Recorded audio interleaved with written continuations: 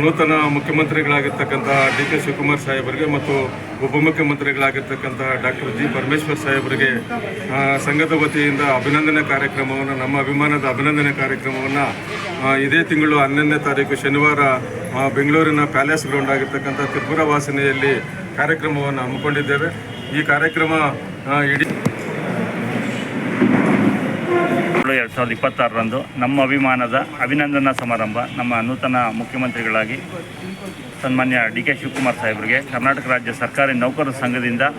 ನಮ್ಮೆಲ್ಲರ ಅಚ್ಚುಮೆಚ್ಚಿನ ರಾಜ್ಯಾಧ್ಯಕ್ಷರಾದ ಶ್ರೀಯುತ ಷಡಾಕ್ಷರಿ ಸರ್ ಅವರ ಸಾರಥ್ಯದಲ್ಲಿ ಮಕ್ಕಳಿಗೆ SLC ಹಾಗೂ PUC ಪ್ರತಿಭಾ ಪುರಸ್ಕಾರ ಕಾರ್ಯಕ್ರಮ, NPS to OPS ಆಗಬೇಕು ಅನ್ನುವ ಒಂದು ಹಕ್ಕೊತ್ತಾಯ ಹಾಗೂ ಕೇಂದ್ರ ಮಾದರಿ ವೇತನವನ್ನು ಜಾರಿಗೊಳಿಸಬೇಕು ಅನ್ನುವ ಇಷ್ಟು ವಿಚಾರಗಳನ್ನು ಇಟ್ಕೊಂಡು ಬೆಂಗಳೂರು ಅರಮನೆ ಮೈದಾನದ ತ್ರಿಪುರವಾಸಿನಿ ಒಂದು ಸಭಾಂಗಣ ಇದೆ, ಅಲ್ಲಿ ರಾಜ್ಯ ಮಟ್ಟದ ಒಂದು ಸರ್ಕಾರಿ ನೌಕರರ ಒಂದು ಸಮಾವೇಶ ಕೂಡ ಜರುಗಲಿದೆ. ಹಾಗಾಗಿ ಈ ಕಾರ್ಯಕ್ರಮಕ್ಕೆ ಹೆಚ್ಚು ನಮ್ಮ ಚಿಕ್ಕಬಳ್ಳಾಪುರ ಜಿಲ್ಲೆ, ನಾವು ಕೂಗಳತೆ ದೂರದಲ್ಲಿದ್ದೀವಿ ಬೆಂಗಳೂರಿಗೆ, ಹಾಗಾಗಿ ನಮ್ಮ ಚಿಕ್ಕಬಳ್ಳಾಪುರ ಜಿಲ್ಲೆಯಿಂದ ವಿಶೇಷವಾಗಿ ಮನವಿ ಮಾಡ್ತಾಯಿದ್ವಿ, ಎಲ್ಲ ಇಲಾಖೆಗಳ ಸರ್ಕಾರಿ ನೌಕರರ ಬಂಧುಗಳು ದಯವಿಟ್ಟು ಭಾಗವಹಿಸಿ ನಮ್ಮೆಲ್ಲ ಬೇಡಿಕೆಗಳನ್ನು ಈಡೇರಿಸ್ಕೋಬೇಕು ಅಂತ ಈ ಮೂಲಕ ಕೋರ್ತಾಯಿದ್ವಿ.